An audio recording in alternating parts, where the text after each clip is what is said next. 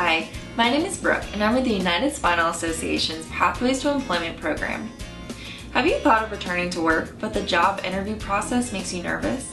This entire process can be complex and the job interview can be daunting. But in this video, I will be discussing tips and tricks meant to help you know what to do before, during, and after the interview to best prepare you for a positive experience. Before the interview. Tip number 1. Learn as much as you can about the company, the employer, and the interviewer. You can do this by searching the company via Google or even LinkedIn. This could be helpful as it may support your connection with the interviewer if, for example, you discover they have a relationship with someone who has a disability. This could be common ground for a more open discussion to take place. Learning about the company is also important because you will want them to know that you care what the company does and how they operate. Tip number 2. Be prepared. Know the message that you want to deliver during the interview and emphasize your accomplishments. Accomplishments can happen in many forms, including time dedicated to organizing events for your United Spinal Chapter, or maybe leading a support group or other community organization. Share what you feel best describes how you will use your skills to excel in the job you're interviewing for. Use examples to show how you have used these skills and what they did to improve the job, organization, or leadership role you were in before. Did you increase sales? Did you decrease company costs? These are things employers notice and look for, so let the interviewer know if this is something you have done. You can also address other accomplishments, even if they don't relate to the job position. For example, maybe you organized a youth conference for your church or an academic workshop. The interviewer simply wants to see that you are motivated and working towards a goal. Tip number 3. Be positive. You can do this. Trust in your instincts and know that you have prepared for this interview. You know yourself and what you can do. Employers want to know that you are enthusiastic about this job. You are going to the job interview to get the job, not find out if you are interested in it. Tip number 4. This tip incorporates a few different items. Make sure you wear business attire from at least the waist up, since many interviews are now on Zoom. But if it's in person, you should get dressed from head to toe. You want to dress above the job position. In other words, wear your Sunday best. Also, be sure to get to the interview 10 to 15 minutes early if it's in person so that you won't add on to your stress by arriving late. Bring some extra copies of your resume in case you have multiple interviewers or if your resume gets misplaced. And finally, turn off your cell phone so it does not disrupt the interview. During the interview.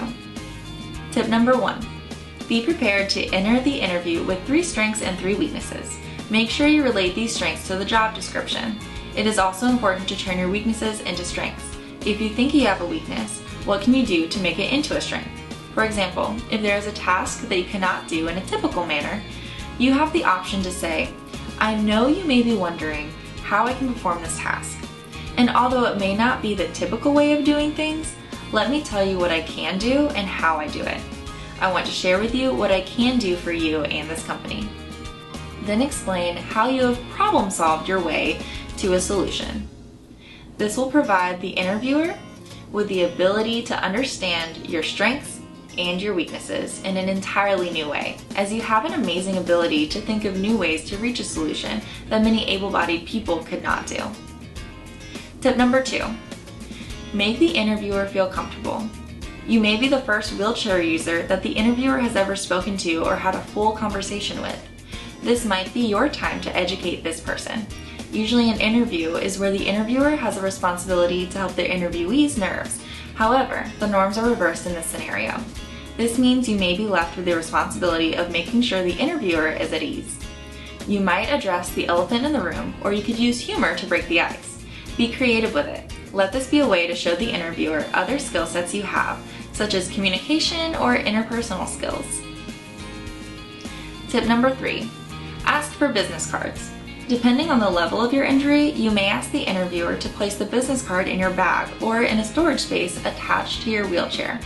This is a way to collect contact information so that you can maintain communication with the interviewer after the interview is over. Tip number 4. At the end of the interview, be sure to summarize your qualifications for the job. Ask if the interviewer has any concerns that can be addressed, and thank your interviewer for their time. These items will help the interviewer to remember the main points of your qualifications and it allows for more open discussion if necessary. After the interview, tip number 1. It is important to follow up after the interview with a thank you email assigned to the person who interviewed you. Let them know you appreciate the opportunity to talk and look forward to hearing from them and are happy to provide any follow-up information they may need. Even if you do not get the job, you will have left a positive mark. Tip number 2. Reflect on the experience and discuss it with a mentor. This will help you to address specific things that went well or things you feel you should work on for the next time. And finally, United Spinal has many resources to help you get a job. A few companies that may be helpful in finding remote or at-home employment are NTI at Home, Chronically Capable, and Virtual Vocations.